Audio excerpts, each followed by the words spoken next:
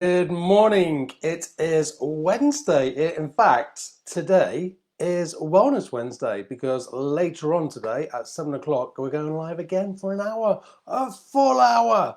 Tonight's Wellness Wednesday. This evening, we're going to look at sleep, a full hour on sleep. Get in because we all need a little bit of better sleep. Okay, it's Wednesday. Thank you for joining me. This is your Lockdown Live. So I'm really pleased to be here again. Today we're going to look at compassion fatigue. Why compassion fatigue?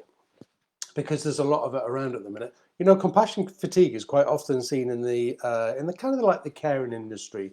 A lot of therapists get compassion fatigue, nurses, doctors, people at the front line that are dealing with a lot of emotion, but other people's emotion.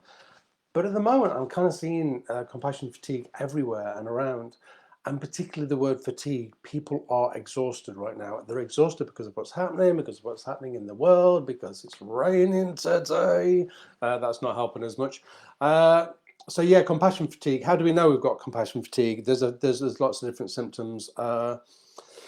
Physical and emotional exhaustion. You know, those moments where you just feel like somebody leaves some crumbs. Somebody leaves some crumbs on the side in the kitchen, and you feel like your world is going to melt down because of that. Or somebody leaves a muddy footprint, which happens a lot at this time of year, in the hallway, and you feel like you're going to have an absolute meltdown because of that muddy footprint. That could be a sign of compassion fatigue. Being irritable, difficulty sleeping because our minds are so busy all the time that we really struggle then to go under. There's loads of different things. Can be weight loss and can be headaches. All of those are signs of compassion fatigue. At the minute, I'm seeing it everywhere. I'm not just seeing it in the caring industry and with other therapists. How do we manage compassion fatigue? Great question, I hear you say. The first one on the list is self-care.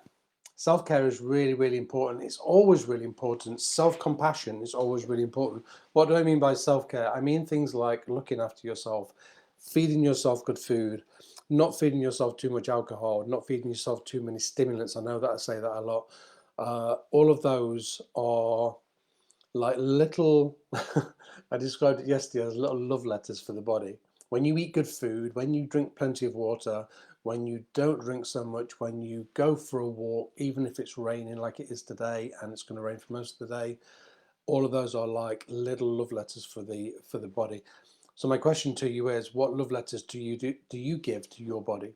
What do you have time for? You know, if you've got the kids at home and you're homeschooling and you're working from home and you're balancing all of those different things, what do you then have time for? I urge you to find something that you have time for, okay?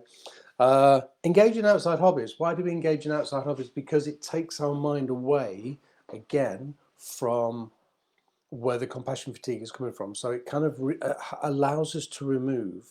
So I know a lot of people are knitting and crocheting and drawing and painting and a lot of crafty things taking place at the minute. I did something last week. I can't, and for the life of me, I cannot remember where I did this now. But I had a question, and the question was: so here's a question that would be really interesting for you to kind of take away and think.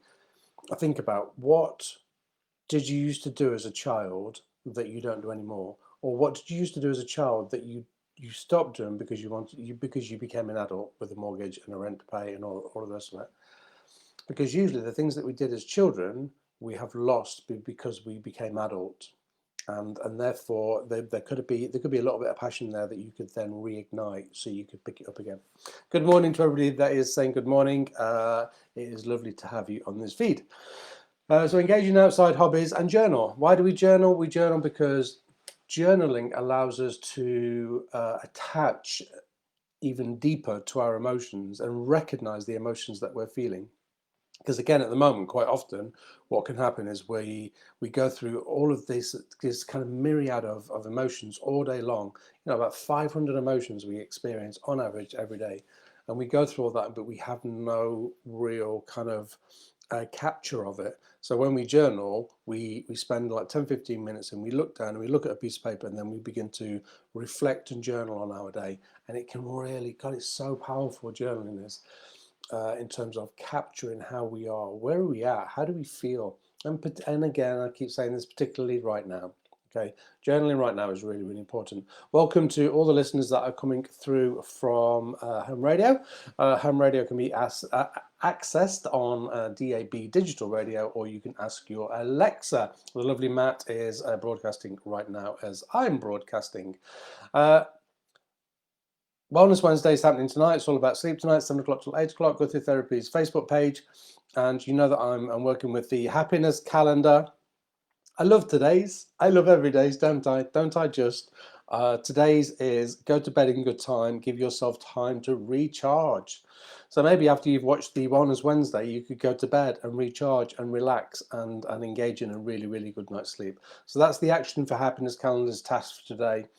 Go to bed in good time. We all need sleep. Sleep is so powerful. It literally recharges the body, but calibrates, I'm struggling to say that word, recalibrates the brain, okay? And if we're not getting a good night's sleep, then we're not recalibrating the brain, okay? It's fascinating, and I'm going to go into it this evening. It's fascinating what happens in the mind when we get a really good night's sleep. So therefore, what doesn't happen when we don't get a good night's sleep. Okay, so that's the Action for Happiness calendar. Go to bed in good time. Give yourself time to recharge. Okay, if I'm not covering any subjects that you want me to cover on these mini lockdown lives, then please send me a message privately. I won't mention your name, and I will look into the subject and cover it for you. Anything to do with wellness, mental health and wellness. Obviously, mental health is my bag, but I'm very holistic in the way that I deliver. So mental health and wellness. Send me a message and I will pick anything up that I feel is appropriate. Okay, I'm going to go and let you begin with your day. So remember, if you are struggling with compassion fatigue you feel, then more self-care, set emotional boundaries. I don't think I said that one earlier. Set emotional boundaries. What are emotional boundaries? It's when we prevent other people from taking from us too much, or when we give too much to other people that we don't feel we have the resilience for. So set your own emotional boundaries. That's really, really important. And again, it's difficult when, I don't know if you've got kids at home or you've got people that you're caring for. It's hard, it's harder, but it's still really important because it becomes a battle between you and them.